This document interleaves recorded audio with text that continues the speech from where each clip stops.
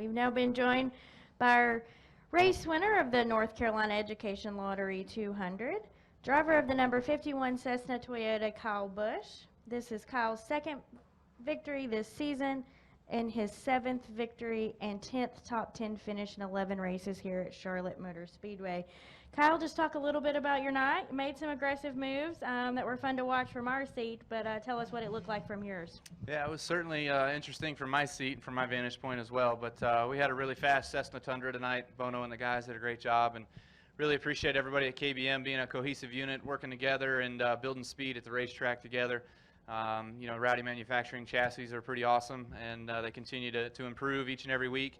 And the guys at the body shop are really helping us out and building some good speed. So all in all, just tonight, the whole package kind of brought together there. The second stage of the race was quite interesting, quite unique. We kind of fell back a little bit there with the pit cycle that happened, ending that stage. And then on the restart, it didn't quite go our way either, being in the wrong lane, and kind of got boxed to the back a little bit. But fought our way back towards the front, and then just in time for that segment to end, we shot through the middle of those guys. They were kind of battling really hard side by side and kind of dragging each other down. Gave me a big run down the front stretch, and then made the top side work through 1 and 2. Got a good run off of 2, and I thought the middle was going to close up, and I was going to have to push the 21 and have to battle it out with the 21, but Crafton left me a lane through the middle, and just enough to squeak through there, so I kind of blew by both of them, which was pretty awesome for me.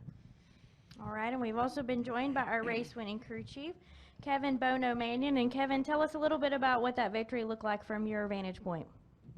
In front of the home crowd with a lot of guys and girls from the shop here is really special. Always kind of a win at your home track, your given home track. So it seemed rather easy in the first segment, and like Kyle said, the second segment it got challenging being stuck on the bottom, and but Kyle did a good job in the high line, and then the Red Sea parted there, and he went between them two trucks and with just a couple to go. So that kind of set us up for the last segment, and you know, with the laps winding down, we were keeping track of the green flag laps, and a caution came out just a little bit too late to take tires. With a little bit of cushion behind us for the guys that did pit, there was no chance to get back to the front. All right, we'll go ahead and take questions for Kyle or Kevin. If you have one, please raise your hand and state your name and affiliation, and we'll start in the back. Jacob Silma, Performance Motorsports Network. Kyle, I've actually got 2 for you here. I'll start with 48th career win, and I know I've heard you say in years past that maybe when your career's done, you'll start looking at the numbers, but is there ever a part of you when you're winning all these truck races and inching closer to Ron's 51 at the top that maybe during the week you think about it and go, we're getting there?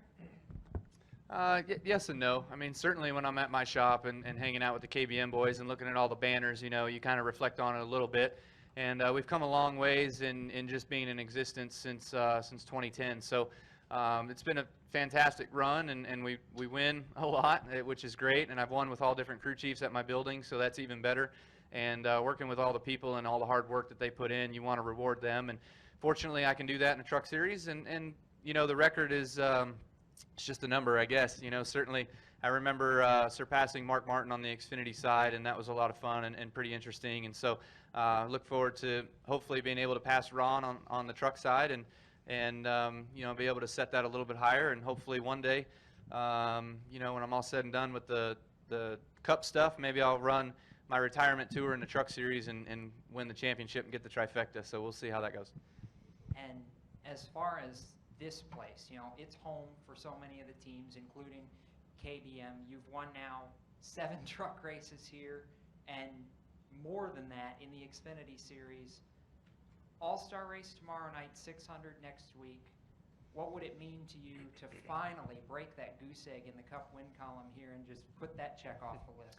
It would mean a ton. You know, anytime you can win here in Charlotte, it's in front of your friends, your family, your fans, and everybody in the close area here to the race shop. So I'd certainly love to be able to do that. We've talked about it for a lot of years, but just kind of been eluded, you know, and not being able to score that win. But everybody's worked hard. I think I got a fast piece over there. My M&M's Caramel Camry is got some good speed in it. So we're starting up front. That's a good omen, hopefully, and that we can keep ourselves up front for much of the night and put ourselves in position when it matters most in those final 10 laps. All right, additional questions? Okay, we'll come from to Bob. We woke him up. Bob Hawkers, ESPN. You all announced the Todd Gilliland deal today with Pedigree, and I'm curious, how much do you think that deal came through because he's won so much lately, and maybe how much of it was the fact that David drove a Pedigree car in the past as well? Yeah, I mean, there's a lot of factors that kind of worked into that.